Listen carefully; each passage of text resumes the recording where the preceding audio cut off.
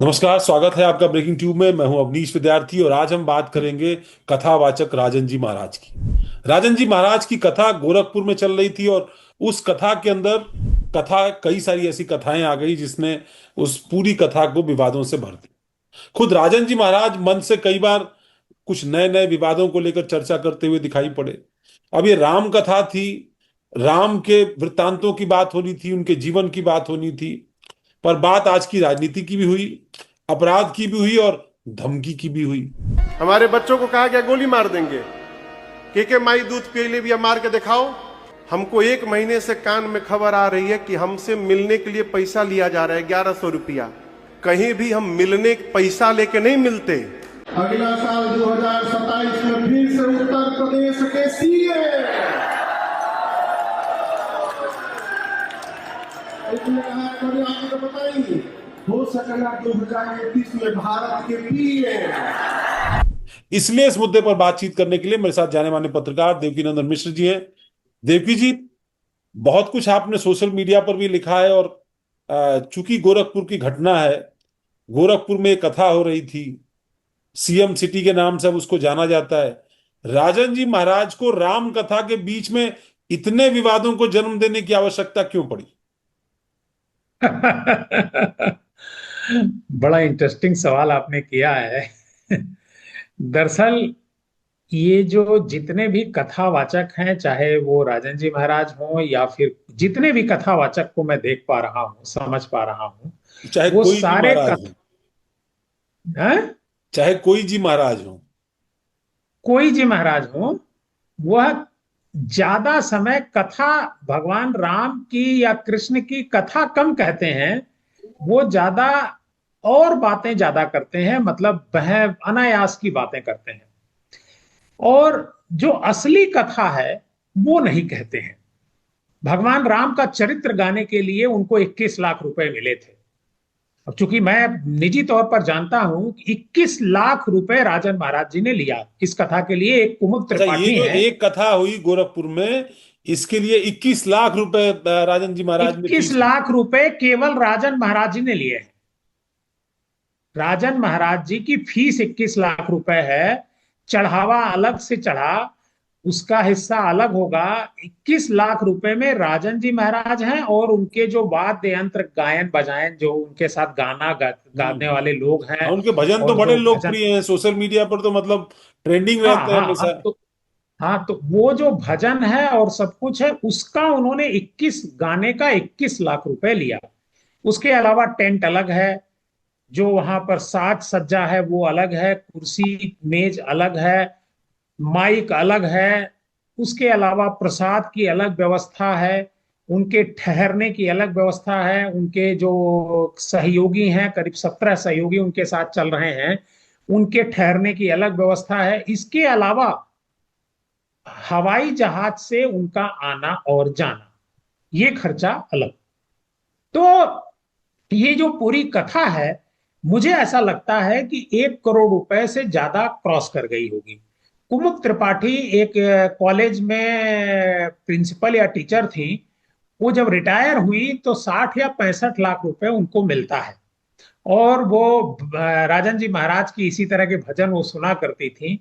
तो भजन सुनने के बाद वो सुल्तानपुर में एक कथा आयोजित होती है और सुल्तानपुर में उस कथा में वो खुद जाती हैं कुमुद त्रिपाठी। और कुमुद त्रिपाठी राजन जी महाराज से मिलती हैं और राजन जी महाराज से 21 लाख रुपए में कथा तय करती हैं। उसे तय करना कहा गया। उन्होंने कई लोगों से यह बात कही, कुमुद त्रिपाठी ने खुद, कि मैंने 21 लाख रुपए में कथा राजन महाराज की उठाई है और तय की है। ये और तो तय ये तो करके, सट्टा बुक करने जैसा हो गया।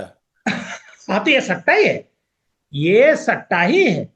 इसमें कहीं कोई दो राय नहीं है कि ये सट्टा ही है। ये 27 तारीख से 4 तारीख तक के लिए ये कथा बुक की जाती है।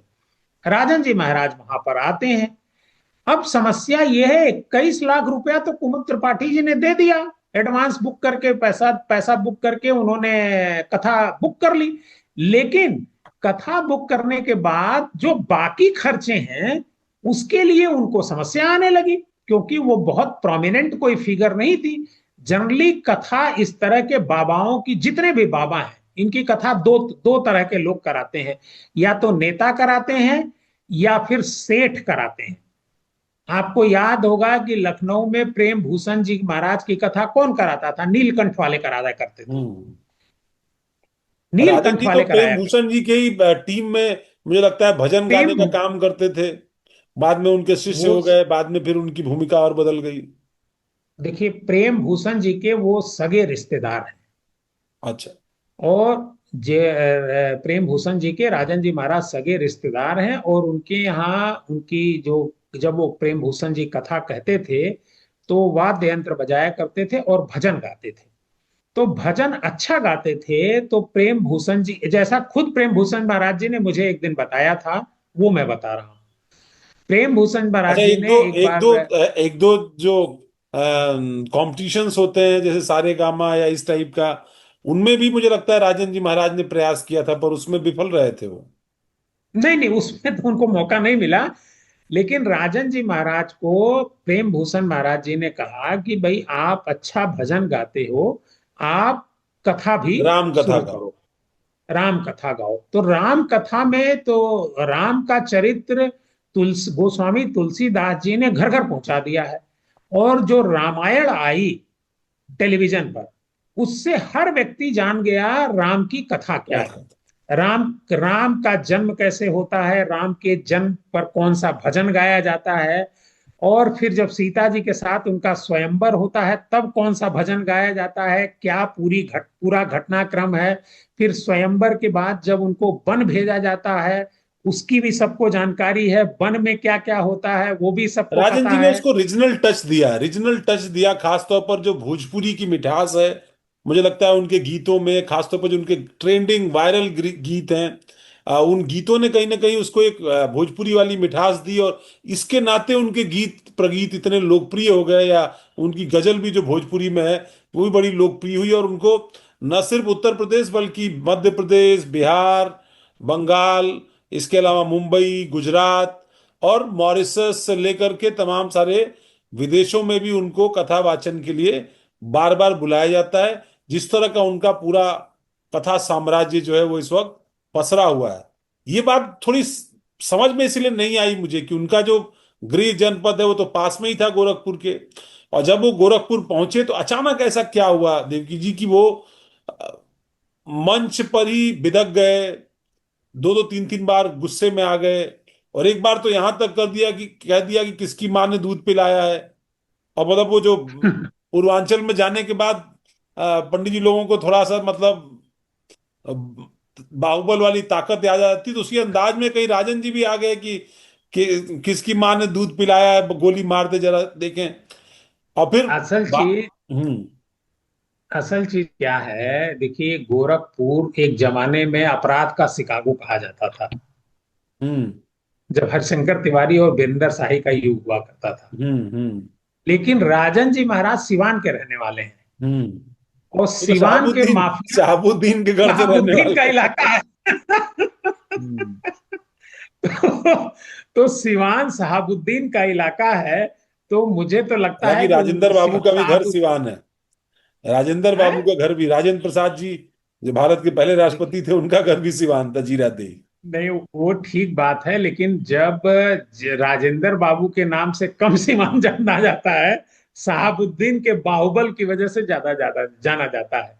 तो शहाबुद्दीन के जो बाहुबल की बात, वो लगता है उसका अक्स जो है कुछ इनके भीतर आ गया। हुआ ये कि 27 तारीख को राजन जी महाराज कथा शुरू हम्म। करते हैं, हम्म। 28 एक दिन कथा चलती है, और 29 तारीख को, हम्म। जैसे कि परंपरा है कि जो भी कथावाचक व्यासपीठ पर बैठता है, तो जो कथा के आयोजक होते हैं, वो आयोजक अपने से जुड़े हुए व्यक्ति या जिन्होंने उसमें चंदा दिया होगा, सहयोग किया हम्म। होता, वो सारे लोग मंच पर जाते हैं, और जो व्यासपीठ पर जो कथावाचक होते हैं उनको पुष्प अर्पित करते हैं, उनको दक्षिणा देते हैं उनकी वहां पर आरती उनसे। उतारती हाँ, है, उनका दक्षिणा चरण देते स्पर्श। हैं, आरती उतारते हैं। ये एक परंपरा है। हम्म। हर उसमें जब आप लाइव देखेंगे तो ये सब चलता ही रहता है। यही क्रम वहां पर 29 तारीख को चल रहा था।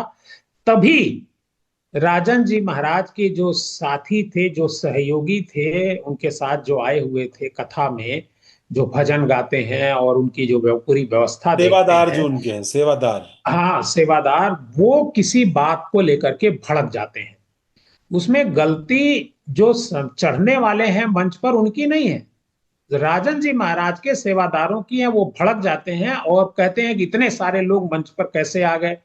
भाई जितने लोग चंदा देंगे कथा में, वो तो मंच, मान लीजिए मैं ही 5,000 रुपया दूंगा या आप देंगे, तो आपको भी तो मंच पर चढ़ने फोटो खिंचाने का शौक रहेगा, हमको भी रहेगा, क्यों नहीं रहेगा भाई। हम 5,000 रुपया किस बात का दे रहे हैं।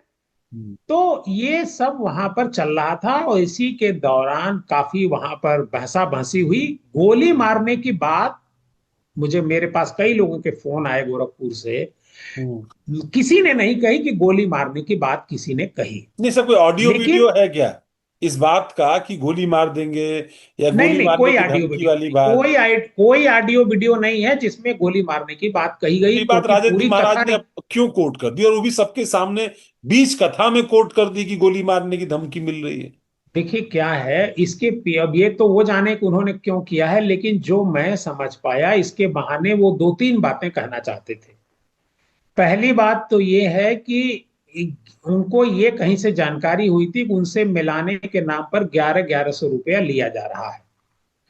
लिया जा रहा होगा, मैं भी कहता हूं लिया जा रहा तो होगा भाई तो भाई। 21 लाख रुपए 21, अपनी जेब से थोड़ा ना लगा करके आपको बुलाएगा।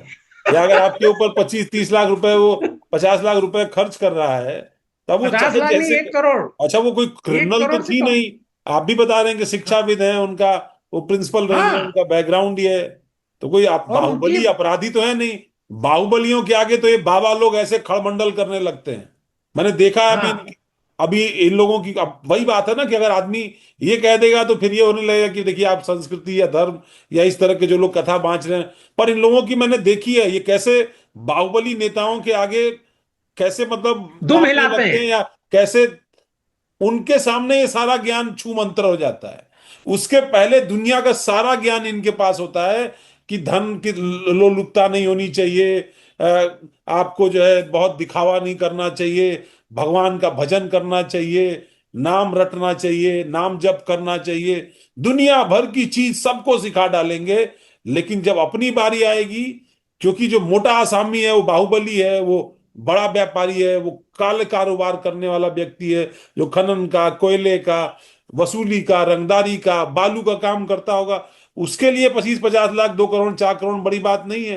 मुझे याद आ रहा, अभी एक कथा उनकी प्रतापगढ़ में भी हुई थी, राजा भैया के गढ़ में, जी कुंडा में, परानुपुर में। जी। और वहां एक किसी नए उद्यमी ने वो कथा कहलवाई थी। वो शायद मुंबई में रहते हैं, अपना कामकाज करते हैं। अब उन्होंने जब ये गाना बजा, वो कौन सा गाना है ना, सोहर, बच्चे के जन्म हाँ लेने वाली जो होती है, राजा जी हाँ खजनवा हाँ देता वाली। तो जब ये हाँ गाना हाँ। बजने लगा, तो भाई वो आदमी भाव विह्वल रहा होगा। मैं मानता हूं भाव विह्वल था थोड़ा, सोशल मीडिया का उसको क्रेज रहा होगा। उसने ढेर सारी रील बनवाने के लिए, और अब वो बड़ा सोशल मीडिया पर मैं देखता हूं कि एक्टिव रहता है वो आदमी। खैर नया उद्यमी है तो मैं उसको आगे ही बढ़ने की बात कहूँ कि भाई नए उद्यमियों को आना चाहिए, आगे बढ़ना चाहिए। पता चला अभी उन्होंने 100-200 ट्रक खरीद लिए एक साथ एक ही दिन। तो भाई जाहिर सी बात है कि उस आदमी ने आर्थिक साम्राज्य अपना बनाया होगा। तो बुलाने के बाद फिर वो जैसे जैसे खजाने का नाम लिया जा रहा था कि वो कान की बलिया तो कमर की करधनिया, तो मतलब नाक की नथुनी, और जो जो नाम लिया गया वो सब कुछ जो है बाबा को वो अर्पित उनके कर दिया सामने उन लोगों अर्पित ने। कर रहे थे। हाँ, सब कुछ अर्पित कर दिया। अब वो बड़ा देखने वाला दृश्य था। तो मैं तो ये देख रहा था, मैं वो दृश्य देखते वक्त सोचता था कि भाई कथा में लोग इतना कुछ इन्वेस्ट करने को तैयार है। भाई ठीक है, उनकी अपनी श्रद्धा है, मैं उस पर मेरी टिप्पणी नहीं हो सकती है। उनकी अपनी, मैं भी गाना सुनता हूँ राजन जी का, बहुत गाना सुनता हूँ। उनके भोजपुरी गाने मुझे बहुत ही मतलब मेरे मन को भी बहुत रुचते हैं। खासतौर पर ये जो उनके ट्रेंडिंग गाने हैं, वो एक बार शारदा सिन्हा जी के दौर की, या हम लोगों के जो अपने गांव घर के अनुभव हैं, उन अनुभवों को दोहराते हैं वो सारी चीजें। तो अच्छा लगता है, इसमें कोई दो राय नहीं।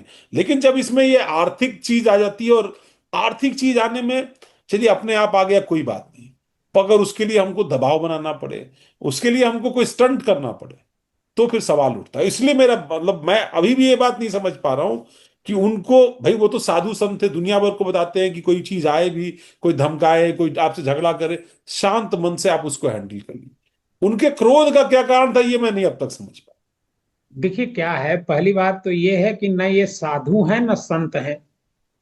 नहीं, कथावाचक ये है। प्रोफ, ये प्रोफेशनल ये प्रोफेशनल जैसे मोटिवेशनल स्पीकर होते हैं, जैसे मोटिवेशनल स्पीकर होते हैं, उसी तरीके से ये भगवान राम की कथा सुनाते हैं और उसके बदले में पैसे लेते हैं। इनको नहीं ठीक है, संत इसमें कहना, इसमें इसमें बुराई नहीं है, मैं मानता हूं, चलिए ये भी ठीक है, इस ये भी ठीक है। इसमें बुराई नहीं है। ना ना ना ना, मैं क्या कह रहा हूं, मैं ये कह रहा हूं कि इनको संत कहना, हम्म इनको संतत्व की उपाधि देना, वो हम्म। माला लेकर के जो ऐसे ऐसे चलते रहते हैं, ये सब दिखावा है। नहीं, वो तो मुझे ब्रजभूषण तो शरण सिंह ब्रिजभूषण ने, शरण वो सिंह तो की बात ब्रजभूषण बहुत अच्छी लगती है। जी हाँ जी हाँ, वही मैं भी ब्रिजभूषण देखिए शरण वही सिंह की उदाहरण दे बात रहा मुझे था। बहुत अच्छी लगती है कि उन्होंने, उनके हाथ में जब माला रहती है तो कहते हैं अरे ये सब दिखावा है, दिखाने के लिए कर रहे हैं।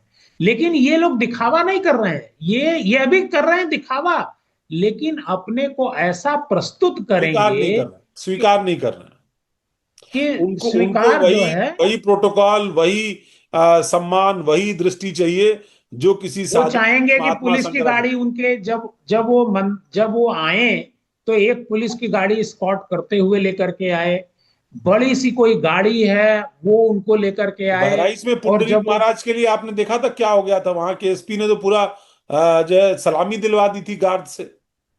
हाँ सलामी दिलवा दी थी। तो इस तरह का, लेकिन ये जो राजन जी महाराज की घटना जो हुई, उतनी बात उन्होंने सुनी, उनके पहले हुई थी, और अगले ही दिन जो है उन्होंने कथा में कहा, उन्होंने ये बात बढ़ा चढ़ा करके कही कि गोली मारने की बात कही, और उन्होंने ये भी कहा कि हमारे घर में गोली मारे का बात भाई।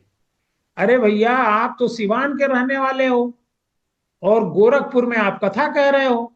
अगर गोरखपुर को अपना घर मान रहे हो, और योगी जी की बड़ी तारीफ उन्होंने कहा गोरखपुर बदल गया है, बदल गया है, उसमें राजन जी महाराज की कौन सी कृपा है, तो योगी जी मुख्यमंत्री हैं इस नाते बदल रहा है। जाहिर सी बात है। लेकिन लेकिन राजन जी महाराज को अगर गोरखपुर में से इतना प्रेम था, इतने घर का उनको याद आ रही थी, वो चाहते थे कि हमारी कथा गोरखपुर, ये बात उन्होंने कही कि मैं चाहता था गोरखपुर में भी मेरी कथा हो, तो 21 लाख रुपया तो वो छोड़ ही सकते थे। 21 हाँ भाई, लाख को ये 5 बात लाख तो और तक भी, ले आ सकते ये थे। बिल्कुल आपने सही बात कही कि भाई अपने घर में है तो कथा कहने या सुनाने के लिए फीस भी नहीं लेनी चाहिए थी। और न सिर्फ तो उनको, बल्कि आयोजकों को भी कहना चाहिए था कि भाई साहब, अपने घर में आप आ रहे हैं, आपकी मातृभूमि है, यहाँ तो कम से कम फीस मत लीजिए, यहाँ तो धर्म के नाम पर सुना दीजिए लोगों को।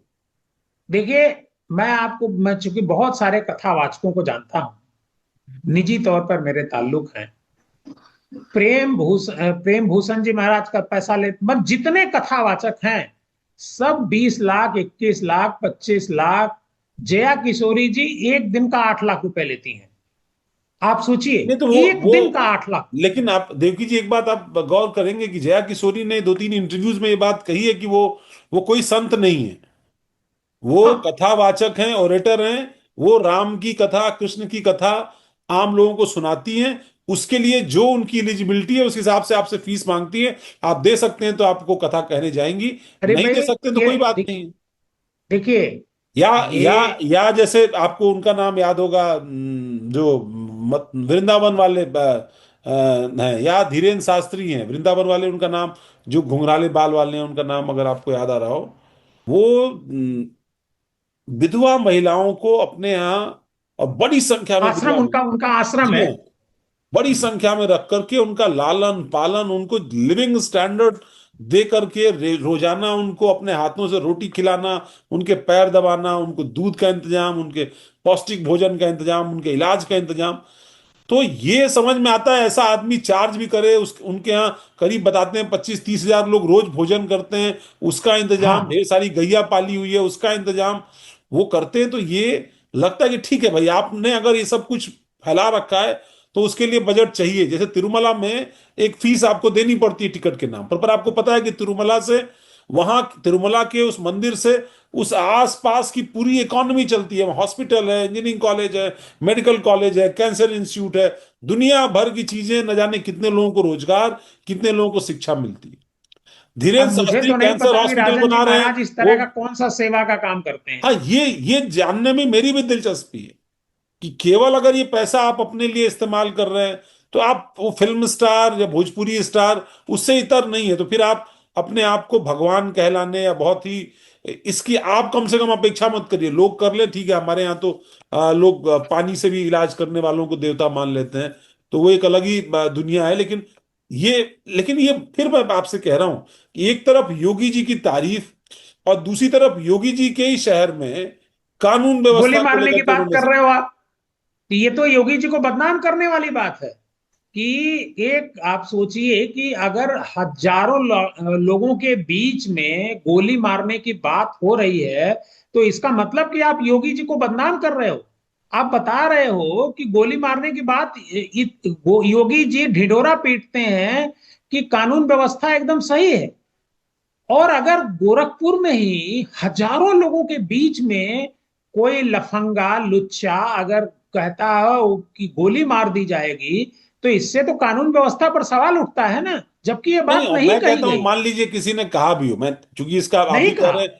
आप भी कह रहे हैं कि इसका कोई वीडियो एविडेंस नहीं है, कुछ भी नहीं है, लेकिन एक बार ही मान लेते हैं कि किसी ने कहा होगा, तो आपके पास नंबर है, आपके आयोजकों के पास नंबर है, आप वहां के आईजी को, डीआईजी को, एडीजी को, किसी को फोन मिलाइए, उनसे कंप्लेन नहीं करिए, उसको अरेस्ट नहीं, कराइए। नहीं, मैं तो दूसरी बात कहता हूं। मैंने ये बात कही कि भाई अगर कहा गया कि मतलब गोली मारने की बात की गई, अगर कानून ये कहता है, अब नई वाली बीएनएस का मुझे धारा पता नहीं है, लेकिन जो पुराना आईपीसी है उसमें हम्म। कहता है कि अगर किसी को गोली मारने की धमकी दी जाती है तो हम्म। 307 का मुकदमा बनता है, सीधा हम्म। सीधा। हम्म। तो राजन जी महाराज और उनके सहयोगियों ने जिन्होंने गोली मारने की बात करी, वो 307 का मुकदमा क्यों नहीं लिखाया?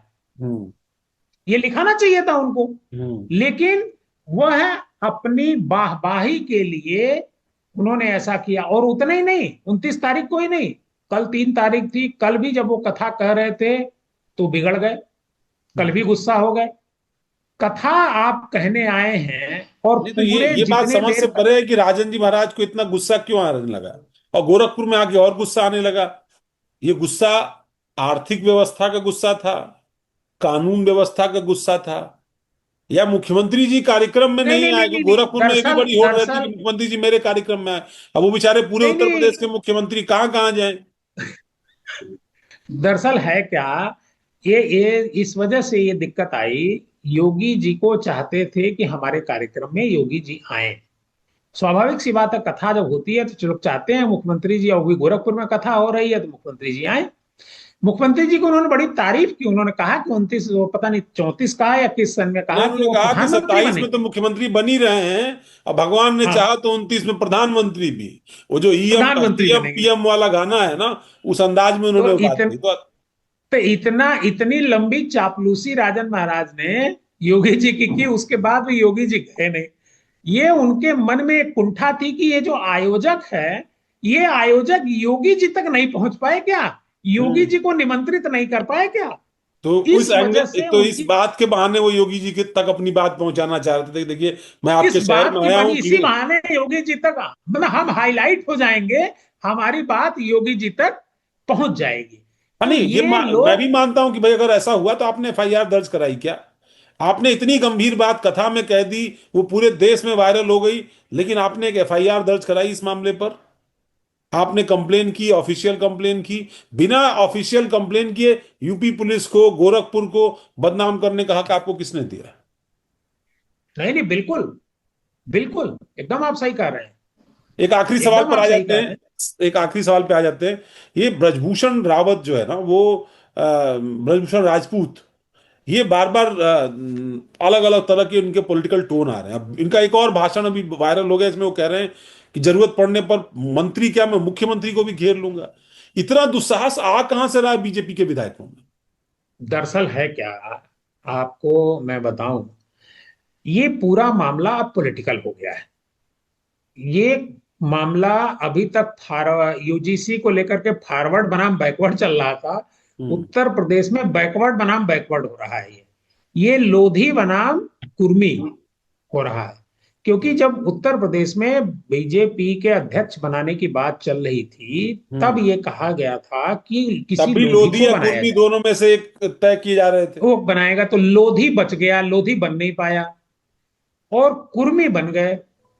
और जिस तरीके से स्वतंत्र देव सिंह ने और उनकी हाटा हुई कार में, उसके बाद से ब्रजेश राजपूत पूरे बुंदेलखंड और जो पश्चिमी उत्तर प्रदेश का इलाका है जो लोधी बहुल है, उसमें वो अपनी साख बनाना चाहते हैं, अपनी ताकत बढ़ाना चाहते हैं। खासतौर पर महोबा, और हमीरपुर, तिंदवारी, जी ये जो इलाका लोध जी बहुल है, कहा जाता है करीब दस जी बारह जी लाख से ज्यादा लोध समाज के लोगों की आबादी है यहाँ पर, आसपास जी के इलाकों को बिल्कुल। मिला लें तो। पूरे लोध जो है उत्तर प्रदेश में अगर आप देखिएगा तो करीब 1 करोड़ से ज्यादा लोग हैं। तो उन पर वो अपनी पकड़ बनाने के लिए, अपनी जाति में पकड़ बनाने के लिए वो लगातार इस तरीके की बात कर रहे हैं। और बीजेपी के सामने मुश्किल ये है कि वो हाथ किस पर रखे, स्वतंत्र देव हम्म सिंह पर हाथ रखे या हम्म ब्रजेश राजपूत पर। हम्म। जिस किसी पर अच्छा, एक हाथ मजेदार बात एक रखेगी और तो भी है देवकी जी। ये जो अध्यक्ष जी आए थे नए नए, पंकज चौधरी जी, पंकज चौधरी ने ब्राह्मणों को नोटिस भेज दिया, लेकिन इस विवाद में वो ब्रजभूषण राजपूत को नोटिस नहीं भेज पाए और न मंत्री जी से पूछ पाए। ये अलग बात है कि संगठन महामंत्री ने फोन किया था ब्रजभूषण राजपूत को और उनसे कहा था कि आप अपनी शिकायत लिखित में दीजिए, लेकिन ये सवाल जवाब इन दोनों से नहीं हुआ कि सार्वजनिक स्थल पर आप लोग आपस में भिड़ गए। तो ये सवाल तो ये पंकज बिल्कुल चौधरी ठीक जी को बात ही आप कह पूछना रहे चाहिए हैं। था। बिल्कुल ठीक बात है, अगर ब्राह्मणों से पूछा जा सकता था, इनसे भी पूछा जाना चाहिए। लेकिन संगठन मंत्री जी ने उनसे पूछा था। संगठन मंत्री जी ने कहा कि लिख नहीं, पर करके आप कागज तो नहीं दीजिए। दिया ना सर, कागज तो देना था ना, देखिए, एक हाँ, कागज भेजना चाहिए था ना, प्रेम पत्र। वो और नहीं किया, ब्रजभूषण तो वो तैयार नहीं थे, किया। उन्होंने तो हमसे बातचीत में भी कहा था कि आप जानते हो कि ये सब करने के बाद पहले से ही मेरा नुकसान हो चुका है पॉलिटिकल तौर पर। अब देखिए, नुकसान क्या, वो तो वो अपनी पॉलिटिकल गेम को सेट कर रहे हैं वो। और इधर जो है स्वतंत्र देव सिंह इस नाते चुप हैं, क्योंकि वो जानते हैं उनके विभाग का क्या हाल है। हम्म उनके विभाग की अगर जांच कभी आज नहीं 2 साल बाद होगी, तो हमको याद है कि एक घोटाला यहाँ हुआ था, खाद्यान्न घोटाला, राजा भैया जिसमें के, स्कूटर राजा पर, भैया के टेन्योर में। हाँ, जिसपे स्कूटर पर जो है लाखों रुपए का खाद्यान्न ले जाया गया था। तो वो हम्म जो खाद्यान्न घोटाला है, उससे बड़ा घोटाला ये जल जीवन मिशन में उत्तर प्रदेश में निकलेगा। हम्म। जब कभी भी जांच इसकी होगी, और जांच होगी जरूर, आज नहीं तो कल होगी। ठीक है सर, आपको मैं मुक्त करता हूँ। बहुत बहुत धन्यवाद इस चर्चा में जुड़ने के लिए और इन दोनों मुद्दों पर बातचीत करने के लिए आपको बहुत बहुत धन्यवाद। नमस्कार। नमस्कार।